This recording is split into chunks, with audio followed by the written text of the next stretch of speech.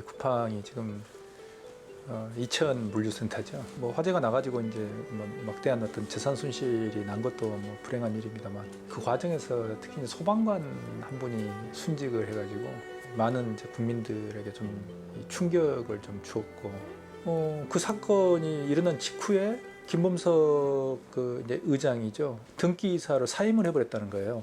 그걸 보면 뭔가 좀 이상하다는 느낌이 좀 드는 거죠. 등기이사를 사임한다는 건 법적 책임이 없어지는 거예요.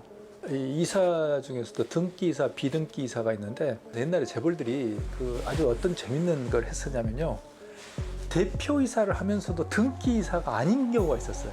등기를 했다는 것은 회사에서의 임원으로서의 법적 책임을 가지고 있다는 걸 보여주는 행위거든요. 비등기라는 것은 임원으로 이름은 공개가 되는데 법적인 책임을 지지는 않는 거죠. 주식회사 같은 경우도 비등기이사가 되면 급여 공개 등등을 안 해요. 할 의무가 없습니다. 이번에 이제 등기 그 이사를 빠져나온 이유 중에 하나로 보는 게 이제 중대재해처벌법이라는 게 있어요. 중대재해가 발생할 경우에 기업주가 처벌받게 되는, 그걸 피해가는 거 아니냐. 그 추측도 있는데, 우리나라 이제 과거에 재벌들이 그 테크닉을 많이 썼고요.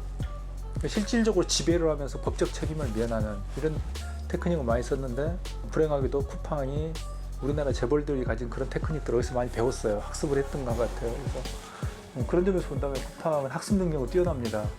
그걸 테크닉이라고 부를 수 있는 건가요? 테크닉이죠. 우리나라의 유명한 로펌들하고 대기업들이 서로 함께 힘을 모아서 만들어낸 이 책임을 회피하기 위한 여러 가지 시스템들이 있는데, 그 중에 하나가 그런 거거든요. 그런데 이번엔 그 쿠팡이 이제 또 국민적인 어떤 분노를 샀던 게 뭐냐면, 김범석 씨가 어쨌든 비등기사로 돌아서면서 대표이사를 사임을 하는, 근데 그럼에도 불구하고 미국 본사에 대표이사로 사임을 안 했거든요. 그러니까 한국은 그냥 자회사로 어떻게 보면 도마뱀 그냥 꼬리 자르기 식으로, 근데 또 자기는 비등기이사로 대표이사로 물러나는 형태를 취했음에도 불구하고 실제로 이제 쿠팡의 내부에 자기 동생 부부가 들어와 있다는 거예요. 그러니까 하나가 동생이 어쨌든 뭐 지금 뭐 언론 보도에 하면 육상 국가대표 출신이라고 그러는데, 아니 국가대표라고 우리 여기서 중요한 게 생각이 되는 게요, 국가대표 출신이 경영을 못한다는 선입관을 버려야 됩니다. 다만 과연 검증을 거쳤을까? 그분 동생분이 이러라는 거지, 동생분이 운동선수이기 때문에 경영을 못한다라는 그런 선입관은 아닙니다. 그 다음에 또 재밌는 게 뭐냐면, 그 동생의 부인되죠, 최수 씨가 임원들을 선발하고 임원들을 관리하고 해임할 수 있는 인사 담당 임원이라고 되게 그렇게 알려져 있거든요. 그러면 김범석 씨는 그 실질적으로 인사를 통해서 지배하는 거거든요.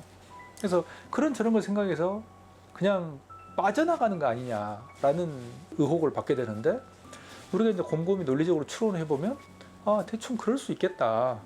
근데 특히 이번에 이제 쿠팡을 보면서 느끼는 게 뭐냐면, 기업이 한번 마지막에 이 치명상을 입기 전에는 많은 조짐이 보입니다. 그러니까 지진하고 똑같아요. 큰 지진이 오기 전에는 조그만 지진들이 계속 발생하는 거거든요.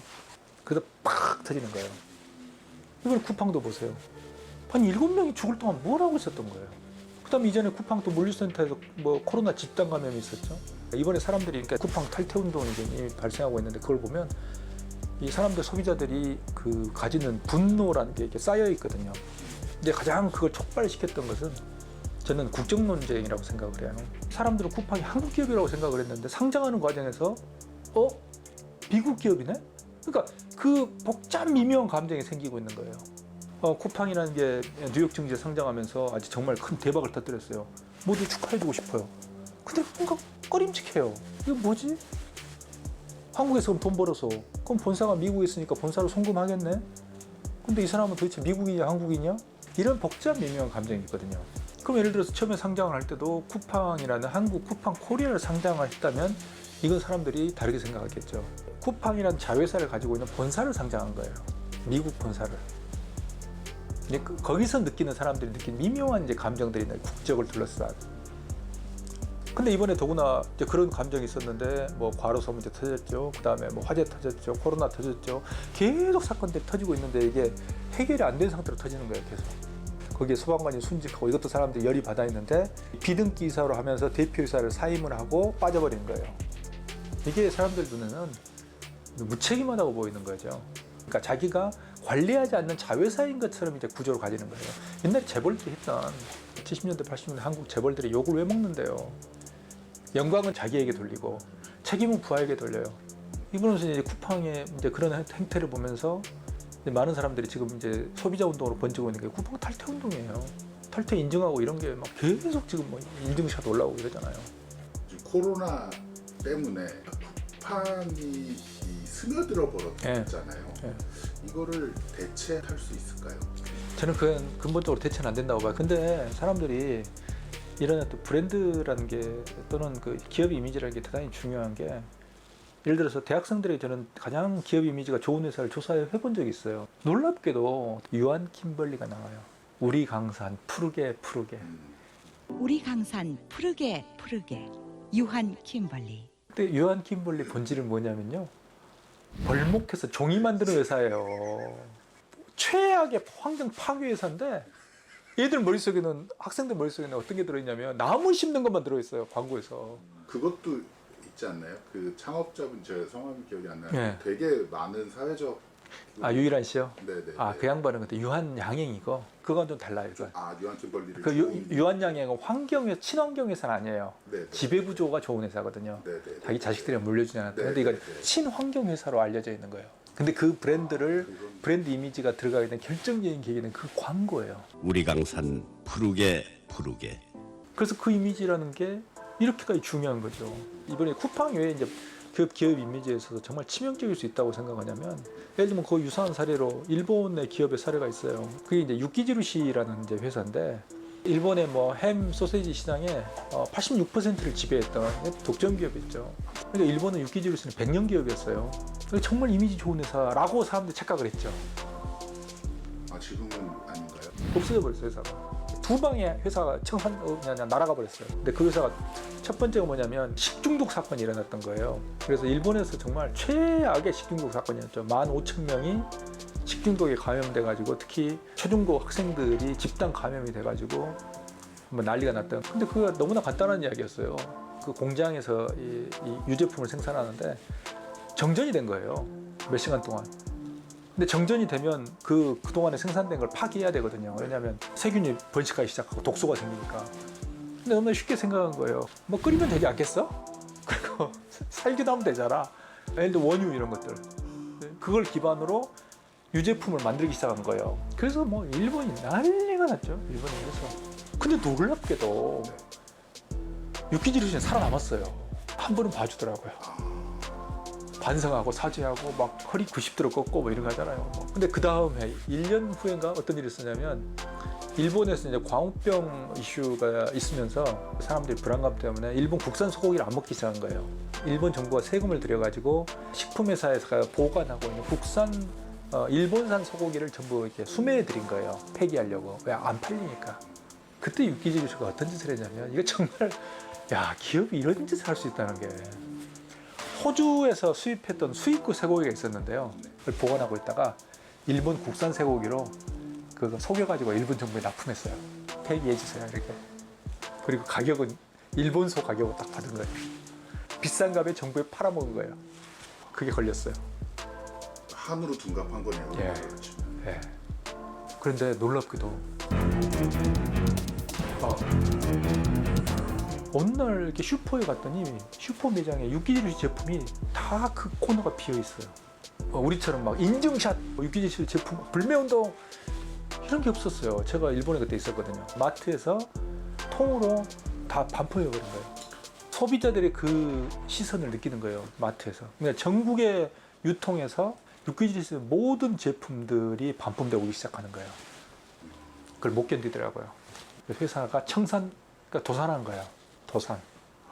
그게 소비자 운동이라는 게 그렇게 겁나는 거더라고요. 그러니까 100년 기업이 하루아침에 청산, 도산. 이건 정말 소비자의 판단이라는 게 정말 현명하구나. 그래서 이번에 이제 쿠팡 사건도 보면서 결국에는 쿠팡을 변화시킬 수 있는 것은 소비자이자 국민일 거다.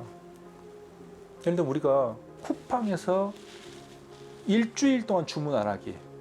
주문 제로, 일주일만 주문 제로가 되면 쿠팡이 어떤 변화가 있을까요? 변화할 수밖에 없어요.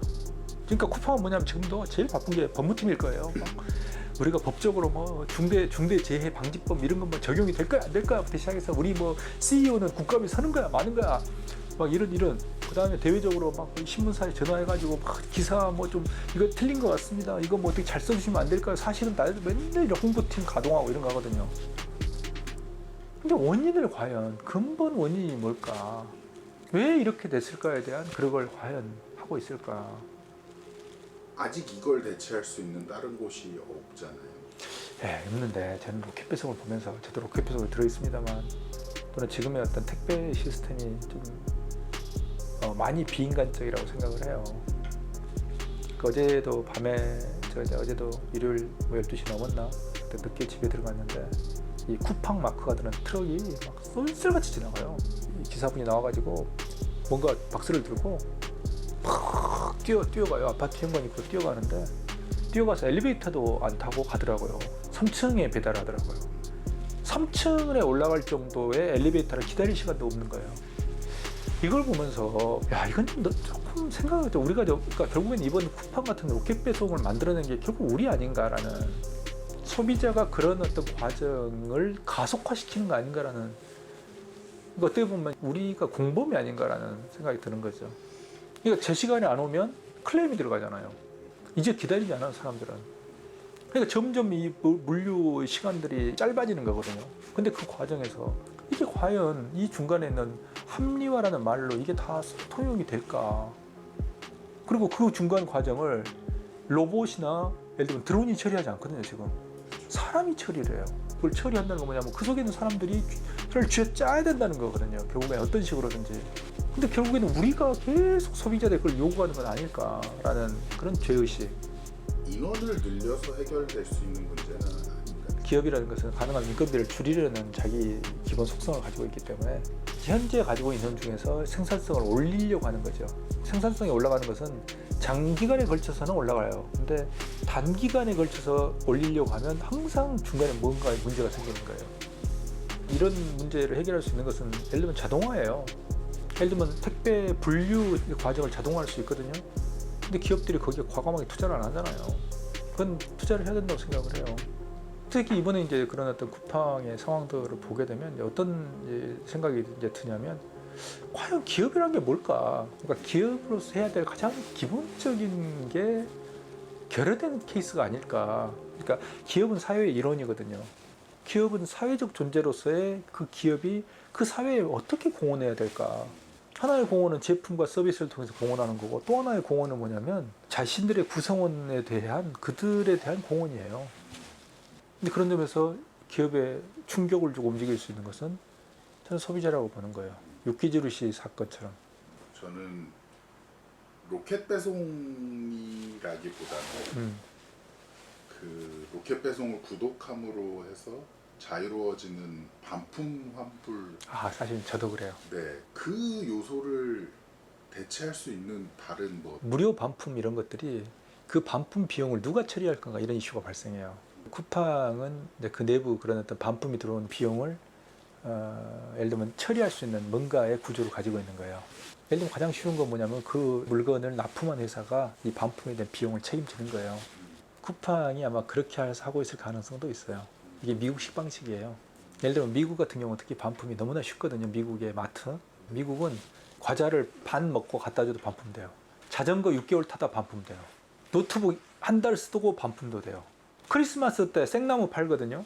나무 잘라가지고 20일 날 사가지고 트리 장식하고 29일 날 반품돼요. 그리고 반품을 받을 때 그 종업원이 왜 반품을 당신 하는 거야? 이게 뭐 기스가 나? 이거 아무도 묻지 않아요. 이유만 물어봐요. 친절하게. 그리고 써요. 왜 반품하시려고 하죠? 그때 I don't like it. 반품되는 그 물건에 대한 그 전체적인 비용들을 누가 지불하냐면요. 그 물건 회사가 지불해요. 너무나 간단한 구조더라고요. 미국은 유통회사가 힘이 세요. 유통회사가 갑이에요. 미국의 사업은 뭘 해요? 홀딩 컴퍼니 비슷하게. 그러니까 본사 모 회사만 있는 거예요.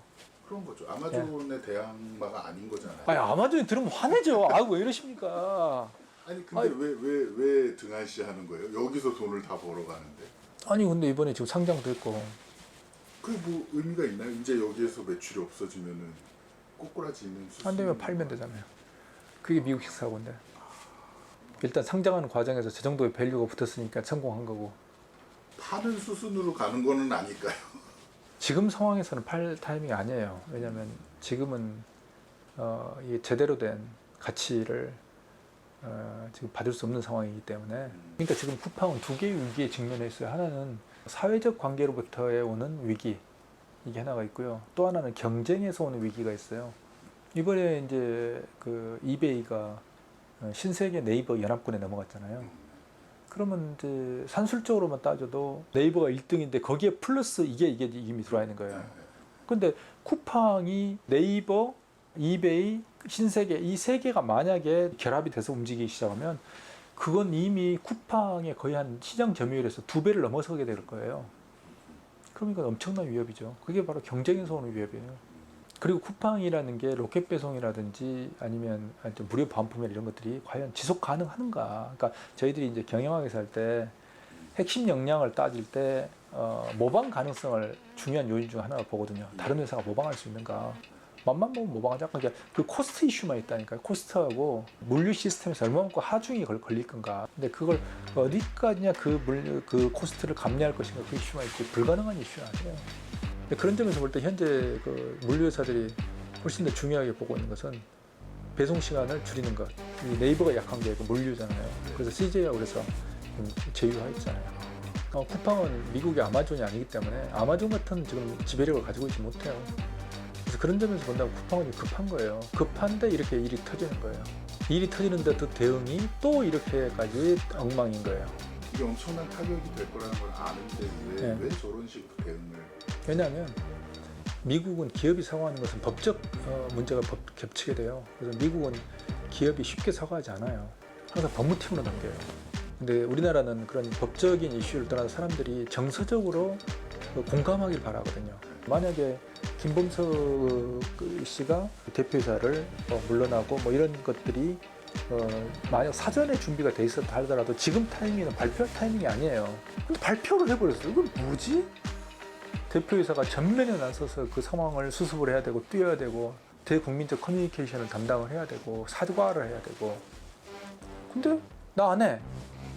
그런 점에서 쿠팡이라는 게 과연 소비자들이 지지해주고 이런 거에 대해서 또는 그들의 오늘날의 비즈니스를 있게 해준 쿠팡맨이나 이런 사람들에 대해서 과연 얼마만큼 그들에 대한 애착과 애정을 가지고 있을까. 그리고 이 한국 사회의 자회사가 메인 회사인데 메인 잡인데 김범석 의장이라는 사람은 이번에 그러니까 등기사 빠져나가는 것 어떻게 보면 언제든지 튀겠다. 그걸 어떻게 보면 보여주는 거 아닌가.